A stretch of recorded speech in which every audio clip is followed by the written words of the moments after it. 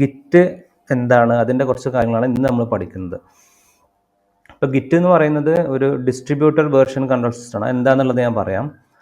Basically അതൊരു version control സിസ്റ്റമാണ്, അല്ലെങ്കിൽ വേർഷൻ കൺട്രോളിന് വേണ്ടി നമ്മൾ ഉപയോഗിക്കുന്ന ഒരു സോഫ്റ്റ്വെയർ ആണ് ഗിറ്റ് എന്ന് പറയുന്നത്. അതൊരു സോഫ്റ്റ്വെയർ ആണ്. ഗിറ്റ് എന്ന് പറയുന്നത് സോഫ്റ്റ്വെയർ ആണ്.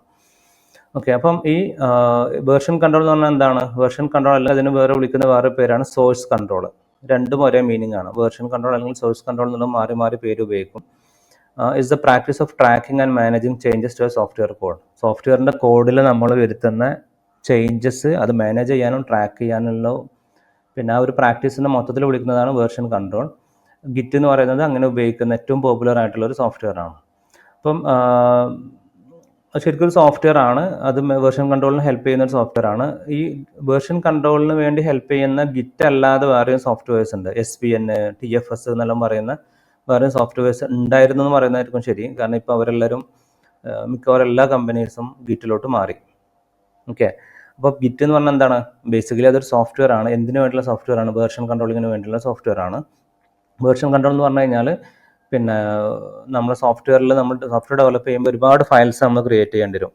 അപ്പോൾ ഈ ഫയൽസിനെല്ലാം ആ ഫയൽസിലുള്ള പല ആളുകൾ, പല ഡെവലപ്പേഴ്സ് പല സമയത്തായിട്ട് ചേഞ്ചസ് വരുത്തുന്നുണ്ടാകും. അപ്പോൾ അതെല്ലാം ശരിക്കും ട്രാക്ക് ചെയ്യാനും മാനേജ് ചെയ്യാനുള്ള ഉപയോഗിക്കുന്ന സോഫ്റ്റ്വെയറിനാണ് വേർഷൻ കൺട്രോൾ. ഗിറ്റ് എന്ന് പറഞ്ഞാൽ അതിൻ്റെ ഒരു എക്സാമ്പിളാണ്.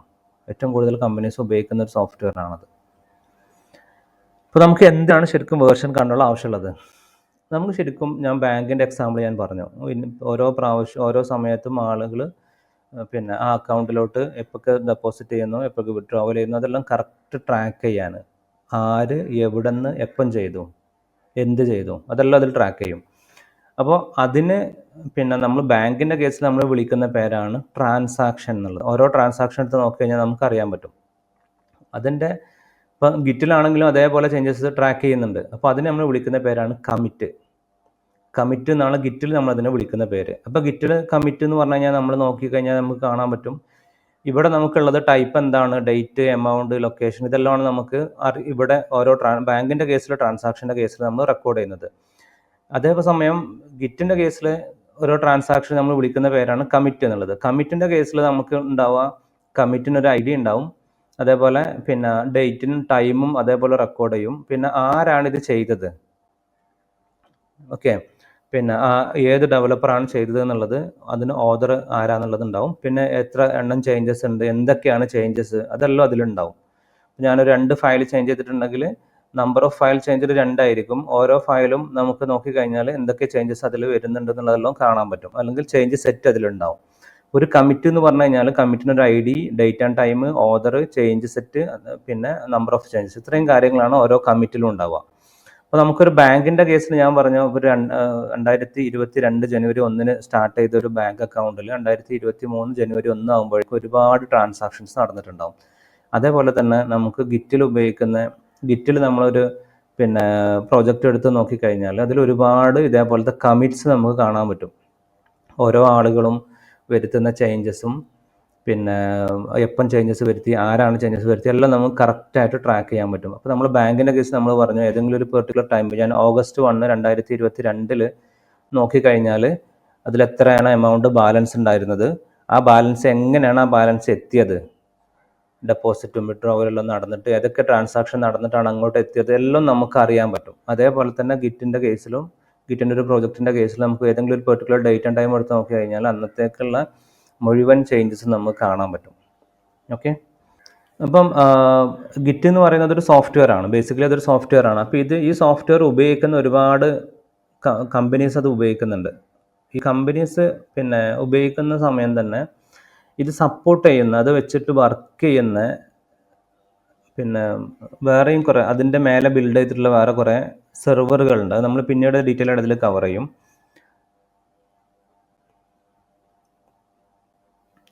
അപ്പം നമുക്ക് ഗിറ്റിൻ്റെ കേസിൽ ഞാൻ പറഞ്ഞു ഓരോരോ പ്രോജക്റ്റിനും ട്രാക്ക് ചെയ്യണം എന്നുണ്ടെങ്കിൽ നമ്മൾ എന്ത് ചെയ്യണം, അതിന് ഗിറ്റിനെ അതിൽ നമ്മൾ ഇൻക്ലൂഡ് ചെയ്യണം. എന്നാൽ മാത്രമേ ആ ഒരു പെർട്ടിക്കുലർ ഫോൾഡറിൽ വരുന്ന എല്ലാ ചേഞ്ചസും ഇത് ട്രാക്ക് ചെയ്യുള്ളൂ. അപ്പോൾ ഞാനൊരു എക്സാമ്പിളായിട്ട് ഇപ്പോൾ എൻ്റെ കമ്പ്യൂട്ടറിൽ C ഡ്രൈവിലുള്ള ഫോൾഡേഴ്സാണിത്. ഓക്കെ, അപ്പോൾ ഈ ഫോൾഡർ ഇതെല്ലാം പിന്നെ ഡോക്യുമെൻറ്റ്സ്, ഡൗൺലോഡ്സ് പോലത്തെ ഫോൾഡറുകളാണ്. അതൊന്നും ഞാൻ ട്രാക്ക് ചെയ്യേണ്ട ആവശ്യമില്ല. ഇതിപ്പോൾ ഞാൻ കീബോർഡിൽ ചെയ്യുന്ന ഒരു പ്രോജക്റ്റാണ്. അപ്പോൾ ആ പ്രോജക്റ്റിൻ്റെ ഫോൾഡർ അതിൽ വരുത്തുന്ന ചേഞ്ചസ് മുഴുവൻ ട്രാക്ക് ചെയ്യണം. എന്തൊക്കെ ചേഞ്ചസ് വരുത്തുന്നുണ്ട്, ഏതൊക്കെ ഫയൽസിൽ എപ്പൊക്കെ വരുത്തുന്നുണ്ട്, എല്ലാം കറക്റ്റായിട്ട് ട്രാക്ക് ചെയ്യണം. അപ്പോൾ അങ്ങനെ നമ്മൾ ട്രാക്ക് ചെയ്യണം എന്നുണ്ടെങ്കിൽ അതിനെ നമ്മൾ എന്ത് ചെയ്യും, ഗിറ്റ് വെച്ച് കണ്ട് ഗിറ്റിനോട് നമ്മൾ പറയണം. ഗിറ്റ് എന്നുള്ളത് ഒരു സോഫ്റ്റ്വെയർ ആണ്. ആ സോഫ്റ്റ്വെയർ ഞാൻ എൻ്റെ കമ്പ്യൂട്ടറിൽ ഞാൻ ഇൻസ്റ്റാൾ ചെയ്തിട്ടുണ്ടാവും. ഇൻസ്റ്റാൾ ചെയ്ത് കഴിഞ്ഞാൽ ഞാൻ എന്ത് ചെയ്യണം, എനിക്ക് ഏതൊക്കെ ഫോൾഡറിൻ്റെ ഉള്ളിലുള്ള ഫയൽസിൽ വരുന്ന ചേഞ്ചസ് ട്രാക്ക് ചെയ്യണോ അത് ഞാൻ ഗിറ്റിന് മാർക്ക് ചെയ്ത് കൊടുക്കണം. ഇന്നതെല്ലാം ഇന്ന ഫോൾഡറിലുള്ള ചേഞ്ചസ് ട്രാക്ക് ചെയ്യണം, ഇന്നതിന് ട്രാക്ക് ചെയ്യണ്ട എന്നുള്ളത് ഡിഫോൾട്ടായിട്ട് ട്രാക്ക് ചെയ്യൂല. അപ്പോൾ നമ്മൾ ഗിറ്റിൽ മാർക്ക് ചെയ്ത് കൊടുത്തു കഴിഞ്ഞാൽ മാത്രമേ ചെയ്യുള്ളൂ. അങ്ങനെ ഗിറ്റിൽ ഒരു ഫോൾഡറിലുള്ള ചേഞ്ചസ് ഗിറ്റ് ട്രാക്ക് ചെയ്യുന്നുണ്ടെങ്കിൽ അതിനെ നമ്മൾ വിളിക്കുന്ന പേരാണ് ഗിറ്റ് റെപ്പോസിറ്ററി എന്ന് പറയുന്നത്. ഗിറ്റിനെ സംബന്ധിച്ച റെപ്പോസിറ്ററി ആണ്. അപ്പോൾ ഈ ഗിറ്റ് റെപ്പോസിറ്ററി എന്ന് പറയുന്നത് ബേസിക്കലി ഒരു ഫോൾഡറാണ്. അതിലുള്ള എല്ലാ ചേഞ്ചസും ഗിറ്റ് ട്രാക്ക് ചെയ്യും. ഓക്കെ, പിന്നെ ഞാനൊരു ഓഫീസ് ഓപ്പൺ ആക്കി. ഇങ്ങനെ ഓഫീസ് ഓപ്പൺ ആക്കിയിട്ട് ആ ഓഫീസിൽ ആരൊക്കെ കയറി ഇറങ്ങുന്നുണ്ട് എന്നുള്ളത് കറക്റ്റായിട്ട് ട്രാക്ക് ചെയ്യണമെന്നുണ്ടെങ്കിൽ ഞാനൊരു സെക്യൂരിറ്റിനെ നിർത്തും. ഞാൻ സെക്യൂരിറ്റിനോട് പറഞ്ഞു, ഇവിടെ ആരൊക്കെ വിസിറ്റ് ചെയ്യുന്നുണ്ടെന്ന് കറക്റ്റായിട്ട് ട്രാക്ക് ചെയ്യണം എന്ന് പറഞ്ഞു കഴിഞ്ഞാൽ, പിന്നെ അങ്ങനെ നമ്മൾ പറഞ്ഞു കൊടുത്തു കഴിഞ്ഞാൽ മാത്രമേ, ഇപ്പോൾ ഒരു വലിയൊരു ബിൽഡിങ്ങിൽ ഒരു 10 ഓഫീസ് ഉണ്ട്. ഈ 10 ഓഫീസിലുള്ളതിൽ ഇപ്പം ഞാനൊരു 5 ഓഫീസുകളുള്ളതാണ് ട്രാക്ക് ചെയ്യാൻ പറഞ്ഞിട്ടുള്ളൂ എന്നുണ്ടെങ്കിൽ 5 മാത്രമേ അവർ ട്രാക്ക് ചെയ്യുള്ളൂ. അതേപോലെ നമുക്ക് ഈ പിന്നെ ഗിറ്റ് എന്ന് പറയുന്ന സോഫ്റ്റ്വെയർ നമ്മളെ കമ്പ്യൂട്ടറിൽ ഇൻസ്റ്റാൾ ചെയ്തതിന് ശേഷം ഏതൊക്കെ ഫോൾഡറിന് ഇത് ട്രാക്ക് ചെയ്യണം എന്നുള്ളത് നമ്മൾ മാർക്ക് ചെയ്ത് കൊടുക്കും. അങ്ങനെ മാർക്ക് ചെയ്ത് കൊടുത്തു കഴിഞ്ഞാൽ അതിൽ വരുന്ന എല്ലാ ചേഞ്ചസും ട്രാക്ക് ചെയ്യും. അപ്പം അങ്ങനെ നമ്മൾ ഒരു ഫോൾഡർ അങ്ങനെ ട്രാക്ക് ചെയ്യുന്നുണ്ടെങ്കിൽ അത് നമ്മൾ വിളിക്കുന്ന പേരാണ് ഗിറ്റ് റെപ്പോസിറ്ററി എന്ന് പറയുന്നത്. ഓക്കെ, ഇനി നമുക്ക് പിന്നെ ഗിറ്റിൽ തന്നെ വരുന്ന വേറെ കുറച്ച് ഫീച്ചേഴ്സ് നോക്കണം. അപ്പോൾ അതിൻ്റെ മുമ്പ് നമുക്കറിയാം, നമ്മൾ മരങ്ങൾ കാണുന്നുണ്ട്, ട്രീസ് കാണുന്നുണ്ട്. ട്രീസിൽ നമ്മൾ ഒരുപാട് ബ്രാഞ്ചസ് നമുക്ക് കാണാൻ പറ്റും അല്ല, ഇതിലെല്ലാം ഓരോ ഡിഫറെൻറ്റ് സ്ട്രക്ചറിലുള്ള ട്രീസാണ്. ഇതിലെല്ലാം നമുക്കറിയാം ഇതിൽ പിന്നെ ഇനീഷ്യലി അതിന് ഒറ്റ ബ്രാഞ്ച് ഉണ്ടാവുള്ളൂ. നമ്മൾ ട്രങ്ക് എന്നുള്ള പേരാണ് വിളിക്കുക. ഒറ്റ ബ്രാഞ്ച് മാത്രമേ അതിനുണ്ടാവുള്ളൂ. ഏറ്റവും താഴെ നോക്കി കഴിഞ്ഞാൽ എല്ലാത്തിനും ഒറ്റ ബ്രാഞ്ചേ ഉള്ളൂ.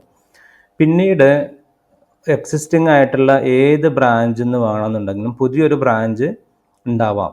അപ്പോൾ ഈ ഒരു ബ്രാഞ്ചിൽ വന്നിട്ട് ഇവിടുന്ന് സൈഡിലോട്ടും മേലോട്ടും ഒക്കെ ആയിട്ട് ഡിഫറെൻറ്റ് ബ്രാഞ്ചസ് ക്രിയേറ്റ് ചെയ്യാൻ പറ്റും, അല്ലെങ്കിൽ ക്രിയേറ്റ് ആവും അല്ല. അപ്പോൾ ഒരു എക്സിസ്റ്റിംഗ് ബ്രാഞ്ചിൽ നിന്നാണ് പുതിയ ബ്രാഞ്ചുകൾ ക്രിയേറ്റ് ചെയ്യുന്നത്. അതേപോലെ ഓരോരോ ബ്രാഞ്ചും ഇൻഡിപെൻഡൻ്റ് ആയിട്ട് അതിന് ഗ്രോ ചെയ്യാനും പറ്റും. ഇപ്പോൾ ഇങ്ങോട്ടുള്ള ഈ ബ്രാഞ്ചിൽ നിന്ന് വേറെ കുറേ ചേഞ്ചസ് ഉണ്ടായിട്ടുണ്ട്. അതേപോലെ ഈ ബ്രാഞ്ച് ഇങ്ങോട്ട് ഗ്രോ ചെയ്യുന്നുണ്ട്. അതേസമയം തന്നെ ഈ ഒരു ചെറിയ ബ്രാഞ്ചിന് ഇങ്ങോട്ടും ഗ്രോ ചെയ്യാൻ പറ്റും. അപ്പോൾ എല്ലാ ബ്രാഞ്ചിനും ഇൻഡിപെൻഡൻ്റ് ആയിട്ട് ഗ്രോ ചെയ്യാൻ പറ്റും. ഓക്കെ, അപ്പോൾ ഗിറ്റിൽ ശരിക്കും ഗിറ്റ് നമ്മൾ പറയുന്ന ഇപ്പോൾ ഈ ചേഞ്ചസ് മാനേജ് ചെയ്യാൻ വേണ്ടി, ട്രാക്ക് ചെയ്യാൻ വേണ്ടി അവരും പിന്നെ ഗിറ്റ് എന്ന് പറയുന്ന ആ ഒരു സോഫ്റ്റ്വെയർ അവർ ഡിസൈൻ ചെയ്തപ്പോൾ അവരും ഉപയോഗിക്കുന്നത് നമ്മൾ ഈ മരങ്ങളിൽ കാണുന്ന ബ്രാഞ്ച് എന്ന് പറയുന്ന ഒരു സിസ്റ്റമാണ് അവർ ഉപയോഗിക്കുന്നത്. ഓക്കെ, അപ്പോൾ ഗിറ്റിൻ്റെ കേസിലും നമുക്ക് എന്ത് ചെയ്യാൻ പറ്റും, ഗിറ്റ് എന്ന് പറയുന്ന പിന്നെ ഞാൻ ഈ പറഞ്ഞത് ഗിറ്റിൽ നമ്മൾ റെപ്പോസിറ്ററി എന്ന് പറയുന്ന ഇത് ട്രാക്ക് ചെയ്യുന്ന ഫോൾഡറാണ്. അപ്പോൾ ഇതിനെ പിന്നെ ട്രാക്ക് ചെയ്യാൻ വേണ്ടി നമുക്ക് എന്ത് ചെയ്യാൻ പറ്റും, ഒരുപാട് ബ്രാഞ്ചസ് ക്രിയേറ്റ് ചെയ്യാൻ പറ്റും. ഒരു ഗിറ്റ് റെപ്പോസിറ്ററിയിൽ നമുക്ക് മൾട്ടിപ്പിൾ ബ്രാഞ്ചസ് ക്രിയേറ്റ് ചെയ്യാൻ പറ്റും. അതേപോലെ പിന്നെ ഡീഫോൾട്ടായിട്ട് നമ്മൾ ഗിറ്റിലൊരു ഫോൾഡറിനെ ഞാൻ ഗിറ്റിൽ ഇത് റെപ്പോസിറ്ററി ആയിട്ട് ഞാൻ പിന്നെ ഇനീഷ്യലൈസ് ചെയ്ത് കഴിഞ്ഞാൽ, മാർക്ക് ചെയ്ത് കഴിഞ്ഞാൽ അതിൽ ഡീഫോൾട്ടായിട്ട് ഒരു ബ്രാഞ്ച് അവർ ക്രിയേറ്റ് ചെയ്യും. അങ്ങനെ ഡീഫോൾട്ടായിട്ട് ക്രിയേറ്റ് ചെയ്യുന്ന ബ്രാഞ്ചിന് വിളിക്കുന്ന പേരാണ് മെയിൻ അല്ലെങ്കിൽ മാസ്റ്റർ. ചില പിന്നെ കമ്പനികൾ അതിനെ മെയിൻ എന്ന് വിളിക്കും, ചില കമ്പനികൾ അതിനെ മാസ്റ്റർ എന്ന് വിളിക്കുന്നു. പിന്നീട് നമ്മൾ ഡീറ്റെയിൽ ആയിട്ട് നോക്കും അത്. പിന്നെ ഒരു existing branch, new branch can be created from any existing branch. ഒരു എക്സിസ്റ്റിംഗ് ബ്രാഞ്ചിൽ നിന്ന് എപ്പോൾ വേണമെന്നുണ്ടെങ്കിൽ നമുക്കൊരു പുതിയ ബ്രാഞ്ച് ക്രിയേറ്റ് ചെയ്യാൻ പറ്റും.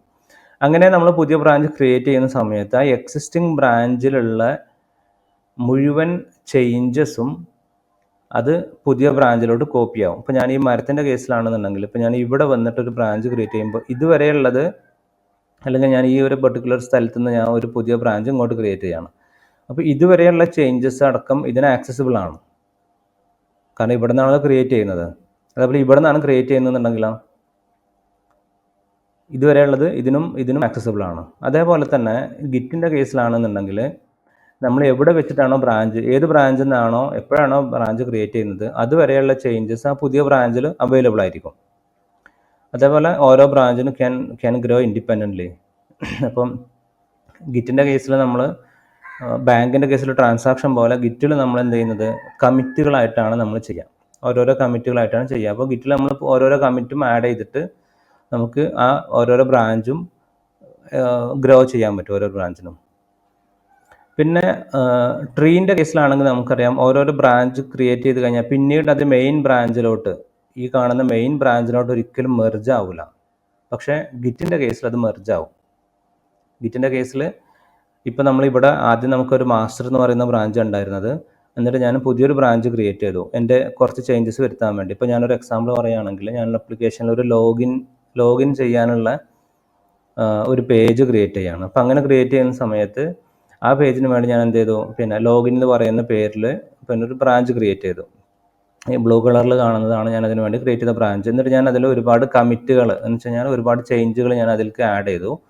അപ്പോൾ ആ ബ്രാഞ്ച് ഇങ്ങനെ ഗ്രോ ചെയ്തു. എന്നിട്ട് ഫൈനലി ഞാൻ എന്ത് ചെയ്തു, ആ ബ്രാഞ്ചിനെ പിടിച്ചിട്ട് മെയിൻ ബ്രാഞ്ചിലോട്ട് മെർജ് ചെയ്തു.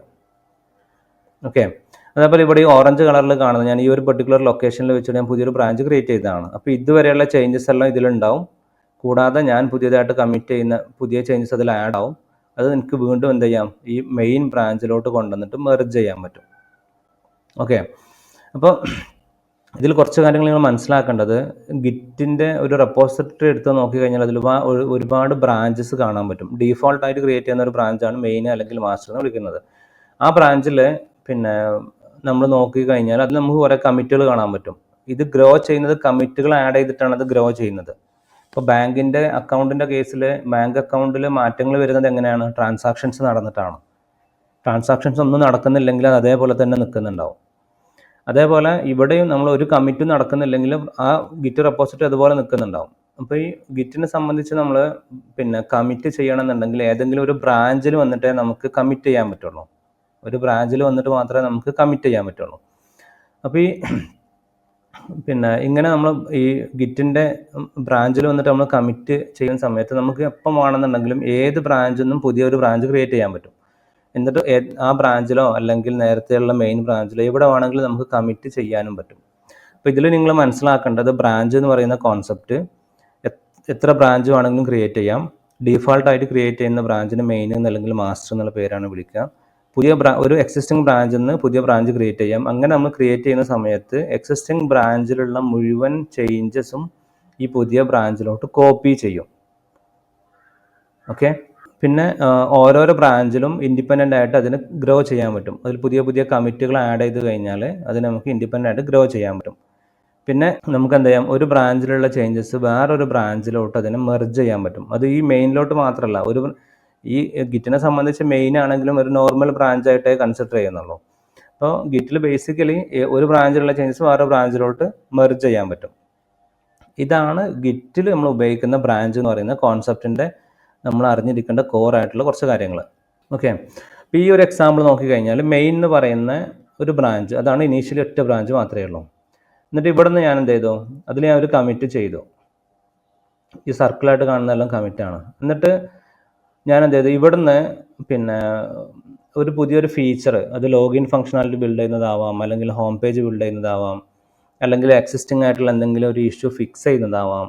എന്താണെങ്കിലും ഞാൻ എന്ത് ചെയ്തു, പിന്നെ പുതിയൊരു ബ്രാഞ്ചുകൾ ക്രിയേറ്റ് ചെയ്യാണ്. ഇവിടെ ഈ ബ്ലൂ കളറിൽ കാണുന്നത് പുതിയൊരു ബ്രാഞ്ച് ക്രിയേറ്റ് ചെയ്തതാണ്. എന്നിട്ട് ഈ ബ്രാഞ്ചിൽ ഞാൻ എന്ത് ചെയ്തു, ഒരു കമ്മിറ്റ് 1 അതിലേക്ക് പുഷ് ചെയ്തു, പിന്നെ ഞാൻ കമ്മിറ്റ് 2 പുഷ് ചെയ്തു. അങ്ങനെ ഈ ബ്രാഞ്ചിന് ഗ്രോ ചെയ്യാൻ പറ്റും. അങ്ങനെ ഫൈനലി ഈ ഒരു ബ്രാഞ്ചിലുള്ള ചേഞ്ചസ് എല്ലാം ഞാൻ ടെസ്റ്റ് ചെയ്തു ഓക്കെ ആണെന്നുണ്ടെങ്കിൽ എനിക്ക് എന്ത് ചെയ്യാം, ഈ ബ്രാഞ്ചിനെ പിടിച്ചുകൊണ്ട് ഈ മെയിൻ ബ്രാഞ്ചിക്ക് മെർജ് ചെയ്യാൻ പറ്റും. അപ്പോൾ ശരിക്കും ചെയ്യുന്നത് ഇവിടെയുള്ള ഈ ചേഞ്ചസ് ആണ് ശരിക്കും നമ്മൾ ഇതിലേക്ക് മെർജ് ചെയ്യുന്നത്. അങ്ങനെ ഇതിലേക്ക് മെർജ് ചെയ്ത് കഴിഞ്ഞാൽ അതെല്ലാം കൂടി ഈ മെയിൻ ബ്രാഞ്ചിൽ ഇപ്പോൾ അവൈലബിൾ ആയി. ഓക്കെ, അതേസമയം വേറൊരു ഡെവലപ്പർ ചിലപ്പോൾ ഹോം പേജിൽ വർക്ക് ചെയ്യുന്ന, ഹോം പേജിന് വേണ്ടിയുള്ള ചേഞ്ചസ് വരുത്തുന്നുണ്ടാവും. അങ്ങനെ ഈ ഹോം പേജിന് വേണ്ട ചേഞ്ചസ് എല്ലാം വരുത്തി അതെല്ലാം ഇതിലേക്ക് പുഷ് ചെയ്തു, കമ്മിറ്റുകളായിട്ട് അതിലേക്ക് പുഷ് ചെയ്തു. എന്നിട്ട് ഫൈനലി ഇത് കൊണ്ടുവന്നുകൊണ്ട് ഈ ഒരു മെയിൻ ബ്രാഞ്ചിലോട്ട് വീണ്ടും മെർജ് ചെയ്യാൻ പറ്റും. അതേപോലെ പിന്നെ ഇപ്പോൾ ഈ ഇഷ്യൂസ് ഫിക്സ് ചെയ്യാൻ വേണ്ടി നമ്മൾ ഉണ്ടാക്കിയിട്ടുള്ള ഈ ഒരു ബ്രാഞ്ച്, അതിലും ഇതേപോലെ നമുക്ക് കമ്മിറ്റ്സ് എല്ലാം പുഷ് ചെയ്തുകൊണ്ട് ഈ ചേഞ്ചസ് എല്ലാം ഫൈനലി നമുക്ക് ഇതിലേക്ക് മെർജ് ചെയ്യാൻ പറ്റും. ഓക്കെ, അപ്പോൾ ഇത് പിന്നെ ഇതിൽ നിങ്ങൾ മനസ്സിലാക്കേണ്ടത്, ഒരു ബ്രാഞ്ചിൽ നിന്ന് എപ്പോൾ വേണമെങ്കിലും പുതിയ ബ്രാഞ്ച് ക്രിയേറ്റ് ചെയ്യാം. അതേപോലെ ഒരു ബ്രാഞ്ചിലുള്ള ചേഞ്ചസ് എപ്പോൾ വേണമെങ്കിലും ഏത് ബ്രാഞ്ചിലോട്ട് വേണമെന്നുണ്ടെങ്കിലും മെർജ് ചെയ്യാനും പറ്റും. അപ്പം ഇതിൽ ഏത് ബ്രാഞ്ചിൽ നിന്ന് നമ്മൾ ഈ പിന്നെ എപ്പം ഒരു പുതിയ ബ്രാഞ്ച് ക്രിയേറ്റ് ചെയ്യുന്ന സമയത്ത് ഏത് ബ്രാഞ്ചിൽ നിന്ന് ക്രിയേറ്റ് ചെയ്തു എന്നുള്ളത് വളരെ ഇമ്പോർട്ടൻ്റ് ആണ്. കാരണം ഞാൻ നേരത്തെ പറഞ്ഞ പോലെ ഒരു പുതിയ എക്സിസ്റ്റിംഗ് ബ്രാഞ്ചിൽ നിന്ന് ഒരു പുതിയ ബ്രാഞ്ച് ക്രിയേറ്റ് ചെയ്യുമ്പോൾ ഈ പഴയ ബ്രാഞ്ചിൽ നിന്നുള്ള മുഴുവൻ ചേഞ്ചസും പുതിയ ബ്രാഞ്ചിലോട്ട് കോപ്പി ചെയ്യുന്നുണ്ട്. ഞാൻ ഈ പ്യൂർ ലൊക്കേഷനിൽ നിന്നാണ് പുതിയ ബ്രാഞ്ച് ക്രിയേറ്റ് ചെയ്യുന്നുണ്ടെങ്കിൽ ഇതുവരെയുള്ള മുഴുവൻ ചേഞ്ചസും ഇതിലോട്ട് കോപ്പി ചെയ്യുന്നുണ്ട്. എന്നിട്ട് ഈ ഡെവലപ്പർ എന്ത് ചെയ്യും, അതിൽ കുറേ ചേഞ്ചസ് വരുത്തും. ഇപ്പം ഇവിടെ ഈ ഒരു ബ്രാഞ്ചിൽ ചേഞ്ചസ് വരുത്തുമ്പോൾ ഈ ഒറിജിനൽ ഒരു മാറ്റം വരുന്നില്ല, കാരണം ഇതിൻ്റെ കോപ്പി ഇവിടേക്ക് കൊടുത്തിട്ടുണ്ട്. ആ കോപ്പിയിലാണ് ഇയാൾ ചേഞ്ച് ചെയ്യുന്നത്.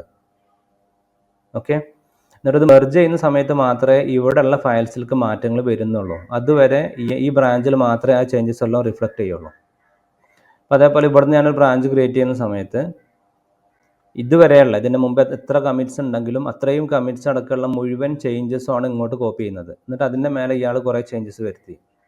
അപ്പോൾ ഇത് മെർജ് ചെയ്യുന്നത് വരെ ഇവിടെ ഈ ഒരു മെയിൻ ബ്രാഞ്ചിൽ അല്ലെങ്കിൽ മാസ്റ്റർ ബ്രാഞ്ചിൽ ഒരു മാറ്റങ്ങളും വരുന്നില്ല. ഈ മാറ്റങ്ങളെല്ലാം ഉള്ളത് ഈ ബ്രാഞ്ചിൽ മാത്രമാണ്. കാരണം ഇവിടുന്ന് പിന്നെ ഞാൻ ഈ ഒരു ബ്രാഞ്ച് ക്രിയേറ്റ് ചെയ്യുന്നത് മാസ്റ്ററിനായതുകൊണ്ട് മാസ്റ്ററുള്ള മുഴുവൻ ചേഞ്ചസ് ഇങ്ങോട്ട് കോപ്പി ചെയ്തിട്ടുണ്ട്.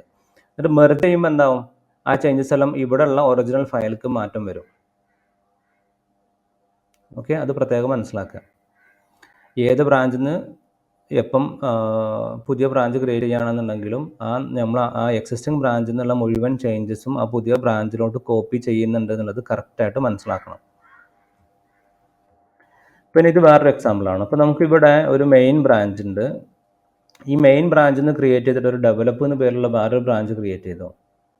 ഓക്കെ, പിന്നെ ഇതിൽ നമ്മൾ എന്ത് ചെയ്തു, ഈ ഒരു ഡെവലപ്പ് ബ്രാഞ്ചിൽ നിന്ന് പുതിയ വേറൊരു ഫീച്ചർ എക്ക് വേണ്ടി പുതിയൊരു ബ്രാഞ്ച് ക്രിയേറ്റ് ചെയ്തു. അപ്പോൾ ഇവിടെയുള്ള നമ്മൾ പുതിയ കമ്മിറ്റ്സും ചെയ്യുന്നുണ്ട്. എന്നിട്ട് ഇതിനെ പിടിച്ചിട്ട് വീണ്ടും ഈ ഡെവലപ്പ് എന്ന് പറയുന്ന ബ്രാഞ്ചിലോട്ട് ഇതിനെ നമ്മൾ മെർജ് ചെയ്തു. പിന്നെ അതേപോലെ ഡെവലപ്പ് തന്നെ പുതിയൊരു ഫീച്ചർ ബി എന്ന് പറയുന്ന ബ്രാഞ്ച് ക്രിയേറ്റ് ചെയ്യുന്നുണ്ട്. അതിലേക്ക് കുറേ കമ്മിറ്റ്സ് ചെയ്യുന്നുണ്ട്. അതിനെ പിടിച്ചുകൊണ്ട് ഡെവലപ്പ് എന്ന് പറയുന്ന ബ്രാഞ്ചിലോട്ട് മെർജ് ചെയ്തു. എന്നിട്ട് ഈ മെർജ് ചെയ്തതിന് ശേഷം പിന്നെ എന്ത് ചെയ്തു, ഈ ഒരു പിന്നെ പെർട്ടിക്കുലർ ടൈമിൽ ഡെവലപ്പ് എന്ന് പറയുന്ന ബ്രാഞ്ചിൽ നിന്ന് പുതിയൊരു ബ്രാഞ്ച് ക്രിയേറ്റ് ചെയ്തു. ഫീച്ചർ സി എന്ന് പറയുന്ന ബ്രാഞ്ച് ക്രിയേറ്റ് ചെയ്തു. അതിൽ വേറെ കുറേ കമ്മിറ്റ്സ് ചെയ്തു. അതിനെ പിടിച്ച് ഇതിലേക്ക് കമ്മിറ്റ് ചെയ്തു, ഇതിലേക്ക് മെർജ് ചെയ്തു. അങ്ങനെ ഈ ഡെവലപ്പ് ബ്രാഞ്ച് ഇങ്ങനെ ഗ്രോ ചെയ്യുന്നുണ്ട്. ഇതെല്ലാം ഓരോ പ്രാവശ്യം ഇവർക്ക് മെർജ് ചെയ്യുന്നതും കമ്മിറ്റായിട്ട് തന്നെയാണ് കൺസിഡർ ചെയ്യുക. ഇതിനെ സംബന്ധിച്ച് അതൊരു കമ്മിറ്റായിട്ട് തന്നെയാണ് കൺസിഡർ ചെയ്യുക. ഓക്കെ, അങ്ങനെ പിന്നെ ഈ മെർജിങ് എല്ലാം ചെയ്ത് കഴിഞ്ഞ് ഇതിങ്ങനെ ഗ്രോ ചെയ്യുന്നുണ്ട്. പിന്നെ ഇവിടെ എത്തിക്കഴിഞ്ഞിട്ട് എന്ത് ചെയ്തു, ഈ ഡെവലപ്പ് എന്നുള്ള മുഴുവൻ ചേഞ്ചസും പിടിച്ചിട്ട് ഈ മെയിൻ ബ്രാഞ്ചിക്ക് മെർജ് ചെയ്തു. അപ്പോൾ ഇത് ഞാൻ കാണിക്കുന്നത് എന്തിനാ വെച്ച് കഴിഞ്ഞാൽ എപ്പോൾ വേണമെന്നുണ്ടെങ്കിലും പുതിയ ബ്രാഞ്ച് ക്രിയേറ്റ് ചെയ്യാം, ഏത് ബ്രാഞ്ചിൽ നിന്ന് വേണമെങ്കിലും പുതിയ ബ്രാഞ്ച് ക്രിയേറ്റ് ചെയ്യാം. അതേപോലെ ഏത് ബ്രാഞ്ചിനെ പിടിച്ചിട്ട് ഏത് ബ്രാഞ്ചിലോട്ട് വേണമെങ്കിലും മെർജ് ചെയ്യാനും പറ്റും. ഇവിടെ നമ്മൾ ഈ ഫീച്ചർ എയും ബിയും സിയും എല്ലാം നമ്മൾ മെർജ് ചെയ്യുന്നത് ഈ ഡെവലപ്പ് എന്ന് പറയുന്ന ഒരു ബ്രാഞ്ചിലോട്ടാണ്. എന്നിട്ട് ഈ ഡെവലപ്പ് ബ്രാഞ്ചിനെ പിടിച്ച് ടെസ്റ്റ് ചെയ്തു എല്ലാം വർക്കിംഗ് ആണെങ്കിൽ ഈ ഡെവലപ്പ് ബ്രാഞ്ചിനെ പിടിച്ച് മെയിൻ ബ്രാഞ്ചിലോട്ട് മെർജ് ചെയ്തു. ഓക്കെ, അപ്പോൾ ഏത് ബ്രാഞ്ചിൽ നിന്നും ഏത് ബ്രാഞ്ചും പുതിയ ബ്രാഞ്ച് ക്രിയേറ്റ് ചെയ്യാം. അതേപോലെ ഏത് ബ്രാഞ്ചിനെ പിടിച്ചിട്ട് വേറെ ഏത് ബ്രാഞ്ചിലോട്ടും മെർജ് ചെയ്യാനും പറ്റും. അത് ക്ലിയർ ആയിട്ട് തന്നെ മനസ്സിലാക്കാം. പിന്നെ ഇവിടെ നമ്മൾ ഈ ഫീച്ചർ സി എന്ന് പറയുന്ന ഈ ഒരു ബ്രാഞ്ച് നമ്മൾ ക്രിയേറ്റ് ചെയ്യുന്നത് എവിടെ നിന്നാണ്, ഡെവലപ്പിൻ്റെ ഈ ഒരു പെർട്ടിക്കുലർ സ്ഥലത്ത് നിന്നാണ് ക്രിയേറ്റ് ചെയ്യുന്നത്. അങ്ങനെ നമ്മൾ ക്രിയേറ്റ് ചെയ്യുന്ന സമയത്ത് ഇതുവരെയുള്ള മുഴുവൻ ചേഞ്ചസും ഇതിൽ അവൈലബിൾ ആയിരിക്കും. എന്ന് വെച്ചാൽ ഫീച്ചർ എയിൽ വരുന്ന ചേഞ്ചസ് ഇവിടെ മെർജ് ചെയ്തിട്ടുണ്ടായിരുന്നു, ഫീച്ചർ ബിയിലുള്ളത് ഇവിടെ മെർജ് ചെയ്തിട്ടുണ്ടായിരുന്നു. അപ്പോൾ അതിന് ശേഷമാണ് നമ്മൾ ഇവിടെ നിന്ന് ഒരു ബ്രാഞ്ച് ക്രിയേറ്റ് ചെയ്യുന്നുണ്ടെങ്കിൽ ഫീച്ചർ എയിലും ഫീച്ചർ ബിയിലുള്ള മുഴുവൻ ചേഞ്ചസും ഫീച്ചർ സിയിലുണ്ടാവും. എന്നിട്ട് ആ മുഴുവൻ ഫയൽസും ഇവിടെ ഉണ്ടാവും. ആ ഫയൽസിൻ്റെ മേലെയാണ് പിന്നീട് ഫീച്ചർ സി വർക്ക് ചെയ്യുന്നത്. പുതിയ ഫയൽസ് ചിലപ്പോൾ ആഡ് ചെയ്യുന്നുണ്ടാവും, ഉള്ളതിൽ മാറ്റങ്ങൾ വരുത്തുന്നുണ്ടാവും, അതെല്ലാം ചെയ്യുന്നുണ്ടാവും. എന്നിട്ട് ഫൈനലി എന്ത് ചെയ്യും, അതെല്ലാം കൂടെ ഇവിടെ കൊണ്ടുവന്നിട്ട് മെർജ് ചെയ്തു. അപ്പോൾ ഇവിടെ ശരിക്കും എന്തൊക്കെയുണ്ട്, എയും ബിയും സിയിലുള്ള മുഴുവൻ ചേഞ്ചസും ഇതിൽ എത്തി. അങ്ങനെ ഈ മുഴുവൻ ചേഞ്ചസും എത്തിയിട്ട് അതിനെ ഫുള്ളായിട്ട് ടെസ്റ്റ് ചെയ്തു, എല്ലാം ഓക്കെയാണ്, വർക്കിംഗ് ആണെങ്കിൽ എന്ത് ചെയ്യും, ഈ ഒരു ബ്രാഞ്ചിനെ പിടിച്ചിട്ട് മെയിനിലോട്ട് മെർജ് ചെയ്തു. ഓക്കെ, അപ്പം ഗിറ്റിലെ ബ്രാഞ്ച് എന്ന് പറഞ്ഞാൽ ശരിക്കും ഒരു സ്നാപ്ഷോട്ട് ഓഫ് ദ ചേഞ്ച് ആണ്. പിന്നെ അതേപോലെ ഒരു ബ്രാഞ്ചിൽ നമ്മൾ വരുത്തുന്ന ചേഞ്ച് അതിൽ മാത്രമാണ് നിൽക്കുക. മറ്റതിലേക്ക് മെർജ് ചെയ്യുന്നത് വരെ അതിലുള്ള ചേഞ്ച് അതിൽ മാത്രമേ ഉള്ളൂ, എല്ലാം അതിൽ എൻക്യാപ്സുലേറ്റ് ചെയ്യും. പിന്നെ ഗിറ്റിൽ ഒരു റെപ്പോസിറ്ററി നമ്മൾ ക്രിയേറ്റ് ചെയ്യുമ്പോൾ അല്ലെങ്കിൽ ഒരു ഫോൾഡറിനെ നമ്മൾ റെപ്പോസിറ്ററി ആയിട്ട് മാർക്ക് ചെയ്യുന്ന സമയത്ത്, ഇനീഷ്യലൈസ് ചെയ്യുന്ന സമയത്ത് ഡീഫാൾട്ട് ആയിട്ട് ഒരു ബ്രാഞ്ച് ക്രിയേറ്റ് ചെയ്യും. അതിനെ മാസ്റ്റർ എന്നോ അല്ലെങ്കിൽ മെയിൻ എന്നാണ് വിളിക്കുക. പിന്നെ നമുക്ക് ഏത് സമയത്ത് വേണമെന്നുണ്ടെങ്കിലും എത്ര ബ്രാഞ്ചസ് വേണമെങ്കിലും നമുക്ക് ക്രിയേറ്റ് ചെയ്യാൻ പറ്റും.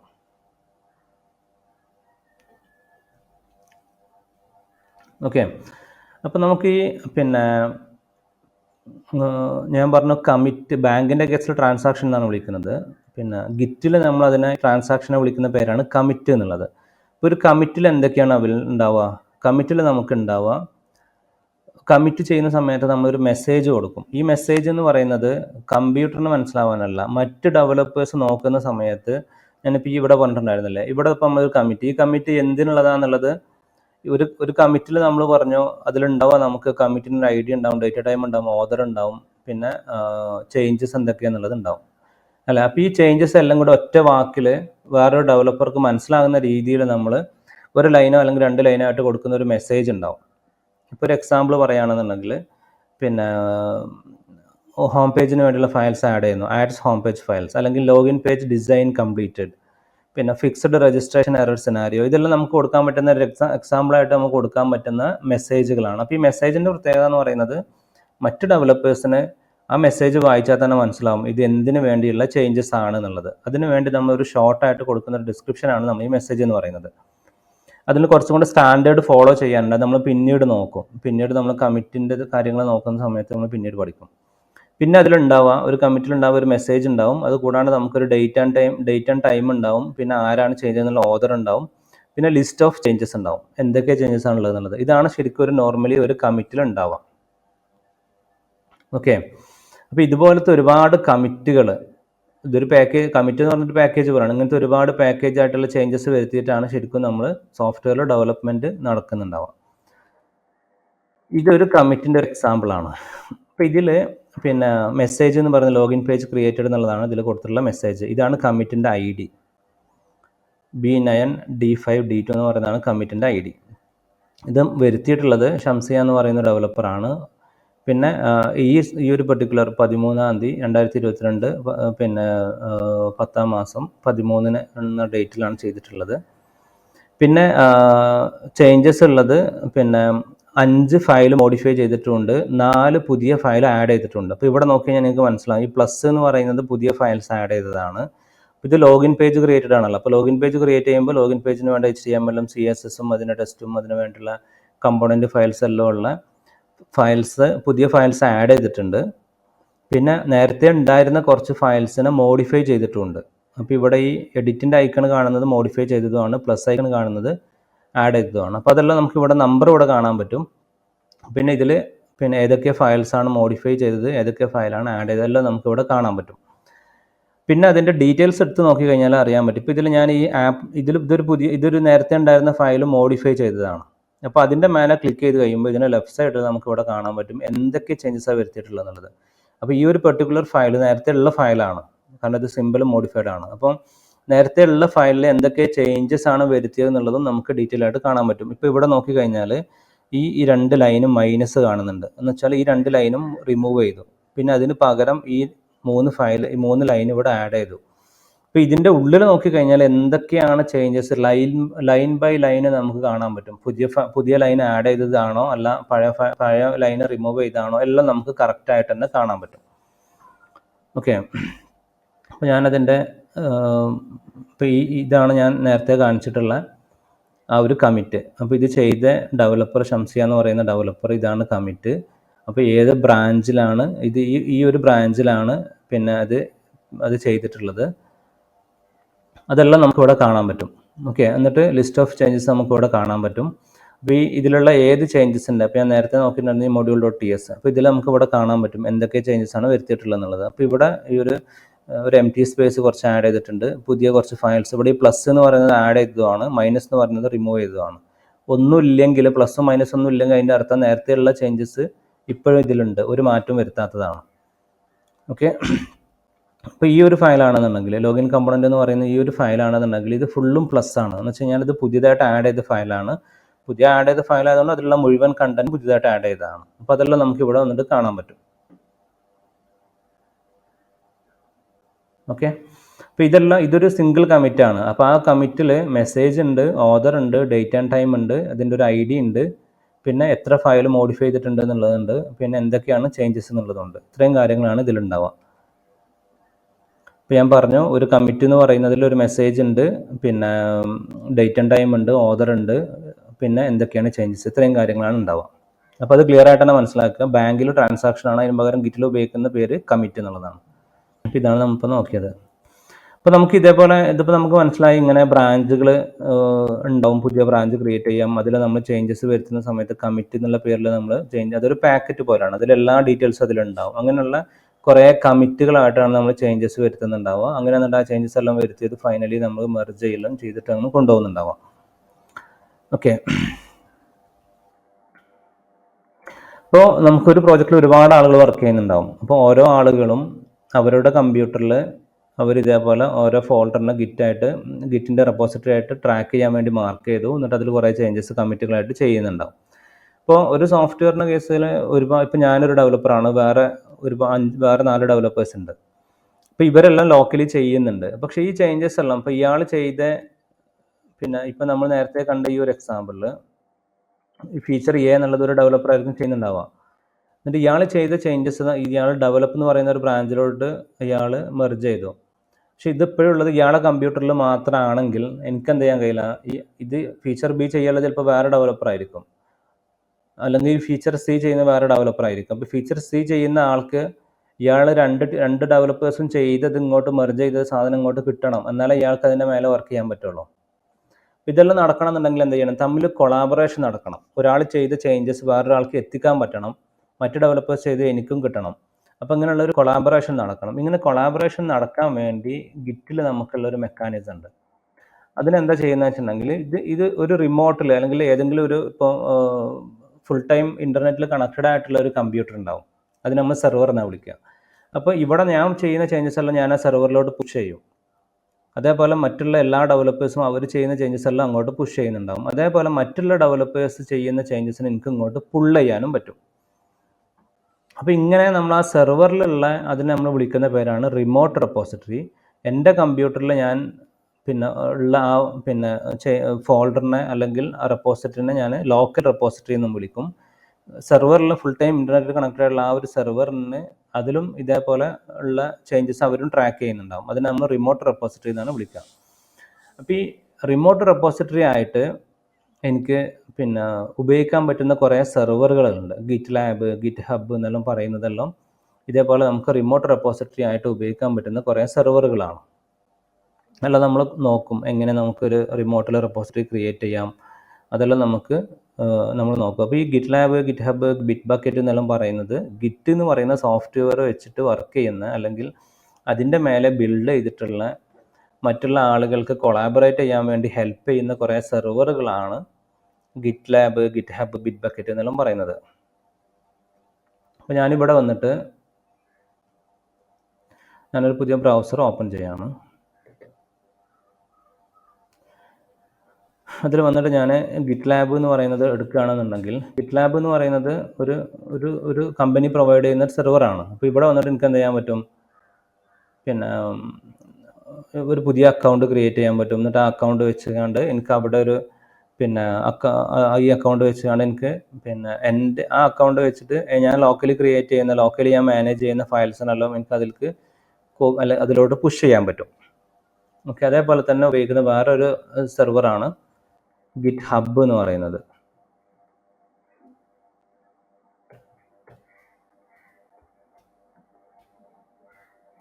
ഗിറ്റ് ഹബ് എന്ന് പറയുന്നത് അതുപോലത്തെ ഒരു സെർവറാണ്. ഗിറ്റ് വെച്ചിട്ട് തന്നെയാണ് നമ്മൾ വർക്ക് ചെയ്യുന്നത്.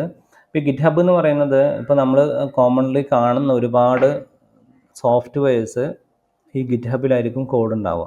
ഇപ്പോൾ നിങ്ങൾ കേട്ടിട്ടുണ്ടാകും ഇപ്പോൾ റിയാക്ട് JS എന്ന് പറയുന്നത്. റിയാക്ട് എന്ന് പറയുന്നത്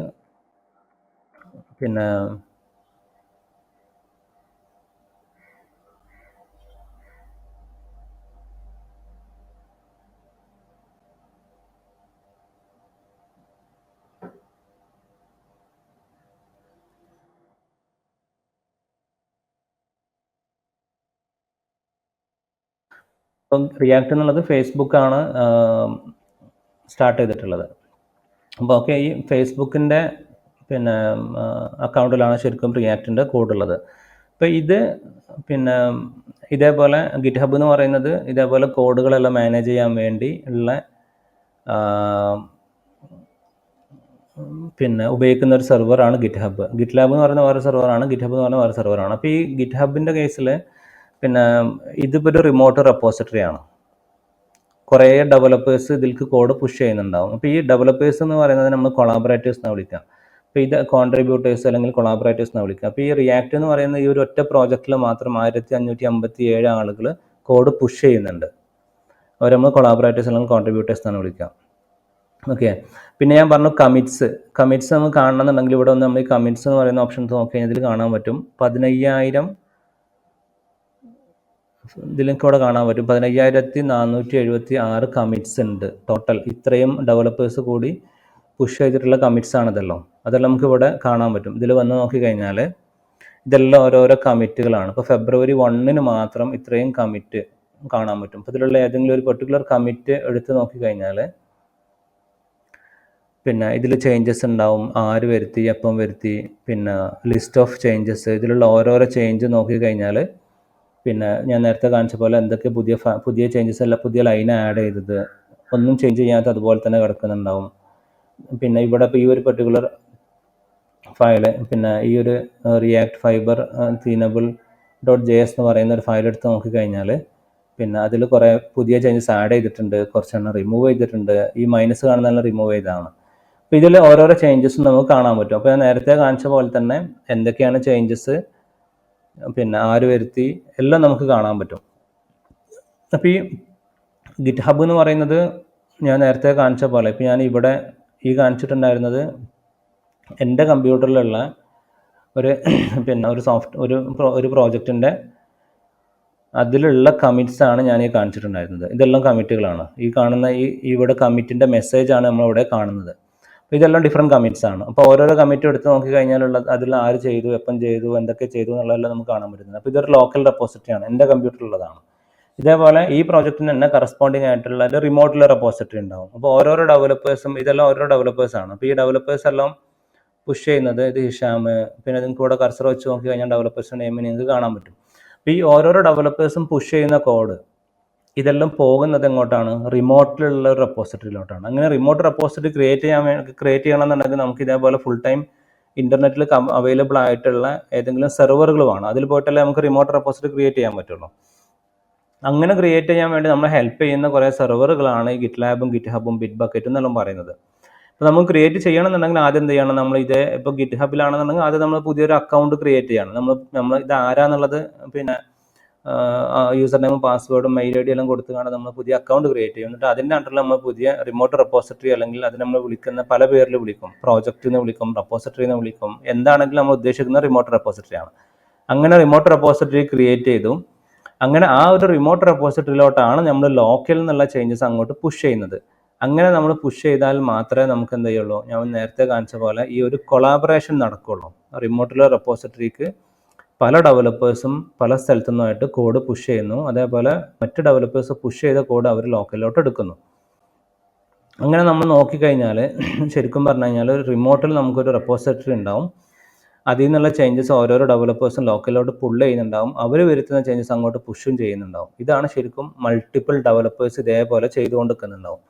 അങ്ങനെ എല്ലാ ചേഞ്ചസും ഈ ഒരു റിമോട്ട് റെപ്പോസിറ്ററിയിൽ ഉണ്ടാവും. ഈ റിമോട്ട് റെപ്പോസിറ്ററി എന്ന് പറയുന്നത് ലോക്കൽ റെപ്പോസിറ്ററിനെ പോലെ തന്നെയാണ്. ഒരുപാട് ബ്രാഞ്ചസും കാര്യങ്ങളൊക്കെ ഉള്ള ലോക്കലുള്ള അതേപോലെ തന്നെയാണ് റിമോട്ടിലും ഉണ്ടാവുക.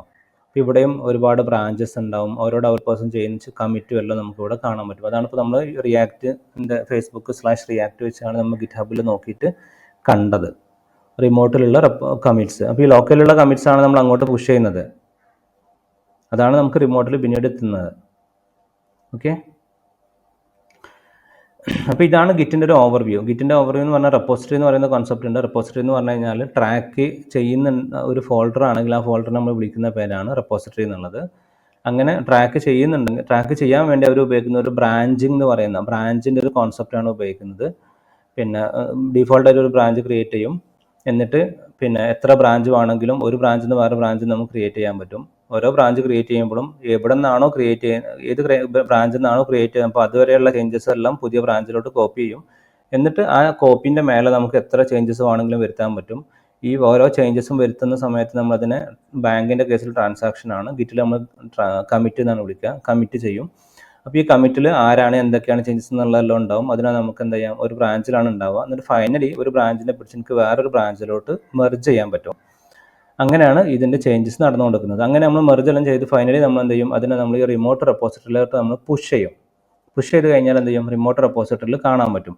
എന്നിട്ട് നമ്മൾ ഇപ്പം നേരത്തെ നമ്മൾ കണ്ട പോലെ ഈ ഗിറ്റിൻ്റെ പിന്നെ റിയാക്റ്റിൻ്റെ ഈ ഒരു എക്സാമ്പിൾ നമ്മൾ കണ്ട പോലെ നമുക്കിവിടെ വന്ന് നോക്കി കഴിഞ്ഞാൽ മുഴുവൻ കമ്മിറ്റ്സും കാണാൻ പറ്റും. ഓരോരോ ഡെവലപ്പേഴ്സും ഇതിൽ നമുക്കിവിടെ കാണാൻ പറ്റും. ഇത് ഏത് ഡെവലപ്പറാണ്, എപ്പം കമ്മിറ്റ് ചെയ്തു, എല്ലാം നമുക്കിവിടെ കാണാൻ പറ്റും. പിന്നെ ഏത് കമ്മിറ്റി എടുത്ത് നോക്കിക്കഴിഞ്ഞാലും ആ കമ്മിറ്റിയിലുള്ള ചേഞ്ചസ് എല്ലാം കാണാൻ പറ്റും. അപ്പോൾ ഇതെല്ലാം ഡിഫറെൻറ്റ് ഡെവലപ്പേഴ്സ് അവരെ കമ്പ്യൂട്ടറിൽ വെച്ച് വരുത്തിയിട്ടുള്ള കമ്മിറ്റ്സിനെ ഇങ്ങോട്ട് പുഷ് ചെയ്തിട്ടാണ് ഇവിടെ കാണുന്നത്. അപ്പോൾ ഇവിടെ ഈ കാണുന്ന ഈ ചേഞ്ചസ് എല്ലാം ഉള്ളത് മെയിൻ എന്ന് പറയുന്ന ഒരു ബ്രാഞ്ചിലാണ്. ഇതല്ലാതെ ഒരുപാട് ബ്രാഞ്ചുകൾ നിങ്ങൾക്ക് ഇവിടെ കാണാൻ പറ്റും. അപ്പോൾ ഏത് ബ്രാഞ്ച് എടുത്ത് നോക്കിയാൽ, അപ്പോൾ ഈ ഒരു 0.3 സ്റ്റാബിൾ എന്ന് പറയുന്ന ഒരു ബ്രാഞ്ച് എടുത്ത് നോക്കിക്കഴിഞ്ഞാൽ അതിൽ ആ ഒരു ബ്രാഞ്ചിൽ മാത്രം പുഷ് ചെയ്തിട്ടുള്ളത് ഇവിടെ നമുക്ക് കാണാൻ പറ്റും. അപ്പോൾ ഞാൻ പറഞ്ഞു കമ്മിറ്റ് എന്ന് പറയുന്നത് ഒരു ബ്രാഞ്ചിലോട്ടാണ് നമ്മൾ പുഷ് ചെയ്യുന്നത്.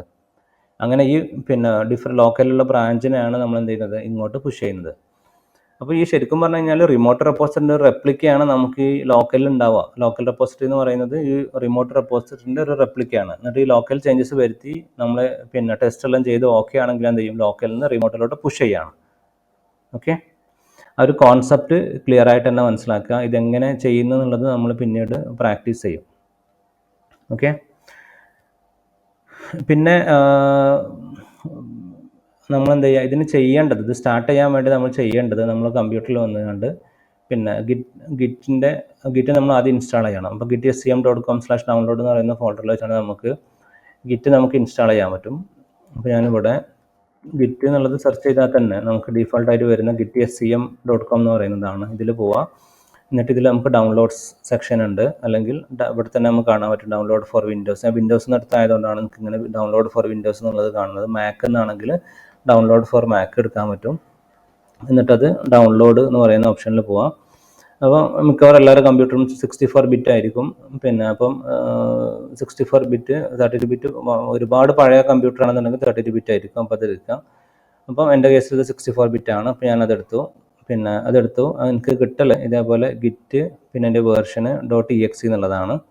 അപ്പോൾ അത് ഡൗൺലോഡ് ആയി കഴിഞ്ഞാൽ പിന്നെ അതിൻ്റെ മേലെ ഡബിൾ ക്ലിക്ക് ചെയ്തിട്ട് എന്ത് ചെയ്യണം, അത് ഇൻസ്റ്റാൾ ചെയ്യണം. അപ്പോൾ ഞാൻ പറഞ്ഞു ഗിറ്റ് എന്ന് പറഞ്ഞാൽ ബേസിക്കലി ഒരു സോഫ്റ്റ്വെയർ ആണല്ലോ. സോഫ്റ്റ്വെയർ ആണെങ്കിൽ നമ്മൾ ഇൻസ്റ്റാൾ ചെയ്യണമല്ലോ.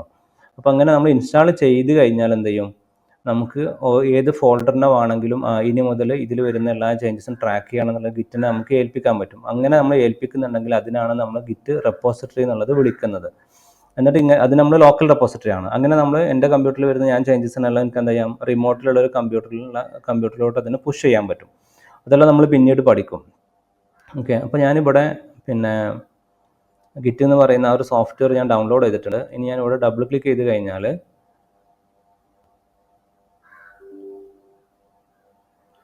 പിന്നെ നമുക്ക് എന്ത് ചെയ്യാം, അതിനെ ഇൻസ്റ്റാൾ ചെയ്യാൻ പറ്റും. അപ്പോൾ ഇവിടെ പിന്നെ ഇതിൻ്റെ ഓപ്ഷൻസ് എല്ലാം നമുക്ക് കൊടുക്കുക. എന്നിട്ട് പിന്നെ ഇൻസ്റ്റാൾ ഓപ്ഷൻ കൊടുത്തിട്ട് അത് ഇൻസ്റ്റാൾ ചെയ്യാം. അപ്പോൾ ഇതിൽ ഞാൻ നേരത്തെ എൻ്റെ കമ്പ്യൂട്ടറിൽ ഞാനൊരു ഗിറ്റ് നേരത്തെ ഞാൻ ഇൻസ്റ്റാൾ ചെയ്തിട്ടുണ്ട്. അതുകൊണ്ടാണ് പിന്നെ ഇങ്ങനെ കാണുന്നത്. നിങ്ങളുടെ കേസിൽ നെക്സ്റ്റ് 1-2 പ്രാവശ്യം കൂടെ നെക്സ്റ്റ് അടിക്കാനുണ്ടാവും. അങ്ങനെ നെക്സ്റ്റ് അടിക്കുക. എന്നിട്ട് പിന്നെ നിങ്ങൾക്കത് ഇൻസ്റ്റാൾ ചെയ്യാൻ പറ്റും. പിന്നെ നിങ്ങൾക്കിനി ഈ ഗിറ്റ് വിൻഡോസിൽ ഇൻസ്റ്റാൾ ചെയ്യുന്ന സമയത്ത് നിങ്ങൾക്ക് എന്തെങ്കിലും ഡൗട്ടോ കാര്യങ്ങളോ ഉണ്ടെങ്കിൽ ഏതിലാണെങ്കിലും ഒരുപോലെ തന്നെയാണ്. പിന്നെ നിങ്ങൾക്ക് എന്ത് ചെയ്യാൻ പറ്റും, ഗൂഗിളിൽ വന്നിട്ട് നിങ്ങൾക്ക് ജസ്റ്റ് ഒന്ന് സെർച്ച് ചെയ്ത് നോക്കിയാൽ മതി.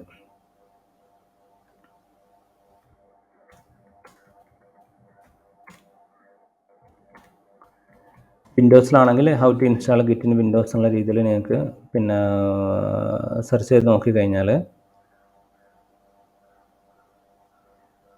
ഇത് കമാൻഡ് പ്രോംപ്റ്റ് വെച്ചിട്ട് ഇൻസ്റ്റാൾ ചെയ്യുന്നതാണ്. അല്ലെങ്കിൽ നിങ്ങൾക്ക് എന്ത് ചെയ്യാം, ഡൗൺലോഡ് ചെയ്തിട്ട് ഇവിടുന്ന് വന്നുകൊണ്ട് പിന്നെ ഇത് മാക്കിൻ്റെ ആണ് കാണിക്കുന്നത്. ഏതിൻ്റെ ഇപ്പം വിൻഡോസിൻ്റെ കേസിലാണെന്നുണ്ടെങ്കിൽ നിങ്ങൾക്ക് അതേപോലെ ഫോളോ ചെയ്തിട്ട് ചെയ്യാൻ പറ്റും.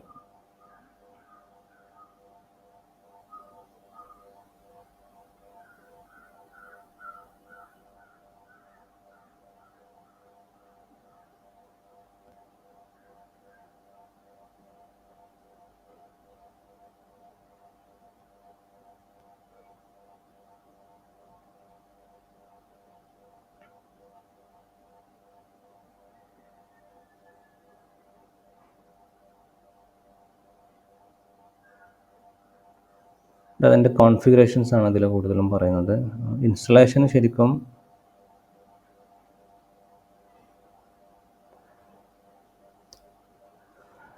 ഇതിൽ ഇത് ഡൗൺലോഡ് ചെയ്ത് കാണുക, ലേറ്റസ്റ്റ് ഡൗൺലോഡ് ചെയ്യുക, എന്നിട്ട് ഇൻസ്റ്റാൾ ചെയ്യുക. അത് ഏറ്റവും സിമ്പിളായിട്ടുള്ള സ്റ്റെപ്പാണ്. ഓക്കെ, അങ്ങനെ നിങ്ങൾ ഇവിടെ വന്നു, എന്നിട്ട് അത് ഡൗൺലോഡ് ചെയ്തു. ഇപ്പോൾ നമ്മൾ കണ്ട പോലെ നമ്മൾ ഇൻസ്റ്റാളും ചെയ്ത് കഴിഞ്ഞാൽ നിങ്ങൾക്ക് എന്ത് ചെയ്യാൻ പറ്റും, അത് ഇൻസ്റ്റാൾ ആയിട്ടുണ്ടോ ഇല്ല എന്ന് അറിയണമെന്നുണ്ടെങ്കിൽ നിങ്ങൾ ഇവിടെ വരിക, എന്നിട്ട് കമാൻഡ് പ്രോംപ്റ്റ് എടുക്കുക. ഞാനിവിടെ വിൻഡോ ബട്ടൺ, കീബോർഡിലുള്ള വിൻഡോ ബട്ടൺ എടുത്തു. എന്നിട്ട് ഇവിടെ വന്നിട്ടാണ് ഞാൻ കമാൻഡ് പ്രോംപ്റ്റ് എന്നുള്ളത് സെർച്ച് ചെയ്തു. അപ്പോൾ നമുക്ക് ഇവിടെ കമാൻഡ് പ്രോംപ്റ്റ് കിട്ടി. ഇത് ഇവിടെ വന്നിട്ട് ഞാൻ ഗിറ്റ് -v എന്നുള്ളത് കൊടുത്തു കഴിഞ്ഞാൽ എനിക്കിവിടെ കാണാൻ പറ്റും ഗിറ്റിൻ്റെ ഏത് വേർഷനാണ് ഇപ്പോൾ എൻ്റെ കമ്പ്യൂട്ടറിൽ റൺ ചെയ്യുന്നത് എനിക്ക് കാണാം, ഇൻസ്റ്റാൾ ചെയ്തിട്ടുള്ളത് എനിക്ക് ഇവിടെ കാണാൻ പറ്റും. അപ്പോൾ ഇത് ശരിക്കും ഞാൻ പറഞ്ഞു, ഗിറ്റ് എന്ന് പറയുന്നൊരു സോഫ്റ്റ്വെയർ ആണ്. ആ സോഫ്റ്റ്വെയർ നമ്മൾ ഇൻസ്റ്റാൾ ചെയ്തു. ഇൻസ്റ്റാൾ ചെയ്തതുകൊണ്ട് എൻ്റെ കമ്പ്യൂട്ടറിൽ ഏതെങ്കിലും ഒരു ഫോൾഡറിനെ റെപ്പോസിറ്ററി ആയിട്ട് മാറൊന്നുമില്ല. ജസ്റ്റ് ഞാൻ ഇൻസ്റ്റാൾ ചെയ്തിട്ടേ ഉള്ളൂ. ചെയ്തത് പ്രോപ്പർ ആയിട്ടുണ്ടോ ഇല്ല എന്ന് അറിയണമെന്നുണ്ടെങ്കിൽ ഗിറ്റ് സ്പേസ് ഇട്ട് കൊടുത്തിട്ട് -v എന്നുള്ളത് കൊടുത്തു കഴിഞ്ഞാൽ നിങ്ങൾക്ക് അറിയാൻ പറ്റും ഏത് വേർഷനാണ് ചെയ്തിട്ടുള്ളത്. ഇൻസ്റ്റാൾ ആയിട്ടില്ലെങ്കിൽ ഇവിടെ എറർ അടിക്കും. ഓക്കെ, ആയിട്ടില്ലെങ്കിൽ നിങ്ങൾ ഒന്നുകൂടി ഡൗൺലോഡ് ചെയ്തിട്ട് ഒന്നുകൂടി ഇൻസ്റ്റാൾ ചെയ്യാം. ഇൻസ്റ്റലേഷൻ കംപ്ലീറ്റ് ആയതിൻ്റെ ശേഷം പുതിയതായിട്ട് നിങ്ങൾ നേരത്തെ ഓപ്പൺ ആക്കി വെച്ച കമാൻഡ് പ്രോംപ്റ്റ് ആണെങ്കിൽ അതിൽ കിട്ടണം എന്നില്ല.